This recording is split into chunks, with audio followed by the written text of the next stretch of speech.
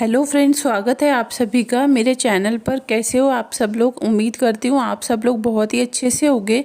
तो आज का वीडियो स्टार्ट करते हैं। जैसा कि आप सभी लोगों को पता होगा कि आज है फ्राइडे और 21 अक्टूबर डेट है आज की। आज है बड़ी बहन का बर्थडे, सभी को पता है। ठीक है, उसने खुद अपने मुंह से कल अपने व्लॉग में बार बार एक ही बात को रिपीट करा है 10 बार कि मेरा बर्थडे बर्थडे बर्थडे बर्थडे नहीं हो गया। ऐसा लग रहा है जैसे कोई बहुत ही बड़ी बात हो गई, जबकि घर में ऐसी कंडीशन हो रखी है। छोटी बहन के साथ अभी क्या हाल हो रहा है, पूरे सोशल मीडिया पर हल्ला मचा पड़ा है। ठीक है, दुनिया जहान में छोटी बहन को लेकर इतनी तमाम बातें हो रही हैं, लेकिन बड़ी बहन को कोई फ़र्क नहीं पड़ रहा उन चीज़ों से। बड़ी बहन को मनाना है सिर्फ अपना बर्थडे। थोड़ी तो शर्म कर लो, अगर तुम्हारे अंदर थोड़ी सी भी शर्म हो तो। हैं, इतने साल तुम खुद अपने मुंह से बोल रही हो कि तुमने कभी केक भी नहीं काटा। तुम्हारा खुद भाई बोल रहा है कि तुमने कभी केक नहीं काटा, लेकिन इस बार तुम्हें केक काटने की, बर्थडे सेलिब्रेट करने का इतना जोश कैसे चढ़ गया? जबकि तुम्हें पता है कि प्रीतो की कंडीशन इस टाइम ऐसी है कि उसका घर पूरे तरीके से बर्बाद हो गया है। ठीक है, तो तुम्हें ज़रा सा भी दुख नहीं हो रहा अपनी बहन के लिए कि तुम्हारी बहन के साथ इतना सब कुछ हो गया है? मैं थोड़ी सी तो ये सोच लूँ कि नहीं यार, बर्थडे तो हर साल आता रहेगा, लेकिन मेरी बहन की कंडीशन इस टाइम पर इतनी ज़्यादा ख़राब है, वो इतनी ज़्यादा टेंशन में है, उसके ऊपर इतने सारे आरोप लग रहे हैं, लोग उसको क्या क्या नहीं बोल रहे। तो तुम्हें थोड़ा सा भी, बड़ी बहन होने के नाते तुम्हारे अंदर ज़रा सी भी अक्ल नाम की चीज़ नहीं है? ठीक है। और दूसरी बात ये आती है कि इस टाइम पर तुम्हें प्रीतो को समझाने की बजाय तुम्हें अपनी खुशियाँ मनाने की पड़ी है। तुम कैसे बहन और जीजा हो दोनों। ठीक है, बड़े होके तुम्हारे अंदर, दोनों के अंदर ज़रा सी भी मुझे समझदारी नज़र नहीं आती कि तुमसे छोटी है वो। चलो हम मान लेते हैं कि वो बेवकूफ़ है, प्रीतो तो है ही बेवकूफ़। उसके अंदर दिमाग की कमी है कि उसको कुछ चीज़ें समझ में ही नहीं आ रही। उसकी आंखों के सामने सब चीज़ें हो रही हैं कि किस तरीके से उसकी बड़ी बहन और जीजा उसको बेवकूफ़ पे बेवकूफ़ बनाए जा रहे हैं, और प्रीतो ऐसी नादान हो रही है कि प्रीतो को कोई चीज़ समझ में ही नहीं आ रही।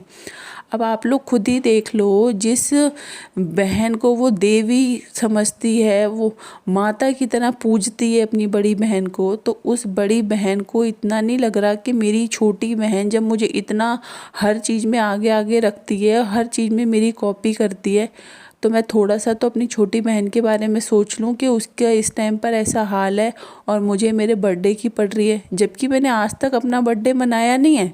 ठीक है, लेकिन इस साल मैं अपना बर्थडे मनाऊंगी, और ख़ुद अपने मुंह से बोल रही है कि जीवन में टेंशन तो आती रहती है, वो तो सब चीज़ें चलती रहती हैं। जब तुम्हें पता है आती रहती हैं, तो बर्थडे भी तो हर साल आता रहता है। ऐसा तो नहीं है कि बर्थडे तुम्हारा अब अगली साल नहीं आएगा। तुम अगली साल अच्छे से सेलिब्रेट कर लेना, इसी साल तुम्हें बर्थडे इतने अच्छे से सेलिब्रेट क्यों करना है? कुछ तो थोड़ा सा तो सोच समझ के बात किया करो। तुम इतनी बड़ी हो गई हो, लेकिन तुम्हारे अंदर ज़रा सी भी रिस्पॉन्सिबिलिटी और समझदारी वाली चीज़ें नज़र नहीं आती। तुम्हारी बहन की लाइफ ख़राब हो रही है, तुम्हें उससे ज़रा सा भी फ़र्क नहीं पड़ रहा कि ये सब चीज़ें क्या हो रही हैं तुम्हारी बहन के साथ? अरे थोड़ा सा तो उसके बारे में सोचो, और उसके बच्चे के बारे में सोचो। अभी भी समझा दो उसको अच्छे से ये बात कि वो चली जाए अपने ससुराल, और जो भी शर्तें उसने रखी हैं ना अपने पति के सामने, तो देखो वो सारी शर्तें तो उसका पति मानने वाला है नहीं, क्योंकि उसके पति की बजाय कोई दूसरा भी अगर लड़का होता तो वो भी इन चीज़ों को नहीं मानता। इसलिए अगर प्रीतो ये सोच के बैठी है कि नन्नू इन चीज़ों को मान जाएगा, उन सारी शर्तों को मान जाएगा, तो वो नहीं मानेगा। इसलिए बेहतर यही है कि अगर उसके साथ अपनी लाइफ बितानी है, अगर 1% भी प्रीतो तुम्हारा मन है नन्नू के साथ आगे रहने का, तो ये सब फिजूल की जो भी सब तुम्हारी बातें हैं, शर्तें हैं, इन सब को हटाओ और बैठ के ढंग से तरीके से बात करो, ताकि चीज़ें सॉल्व हो पाए। क्योंकि अगर तुम सोचो इस तरीके से शर्तें रखने से, और शर्तें भी जो होती हैं उनका कोई सेंस होता है, लेकिन जो शर्तें अब हम लोगों के सामने आई हैं उनका कोई भी सेंस निकल के नहीं आ रहा, और ना ही वो शर्तें कभी तुम्हारी पूरी हो पाएंगी। इसलिए बेहतर यही होगा कि अगर तुम चाहती हो नन्नू के साथ रहना, तो उन चीज़ों को सॉल्व करके वापस आओ और अच्छे से अपनी लाइफ की शुरुआत करो।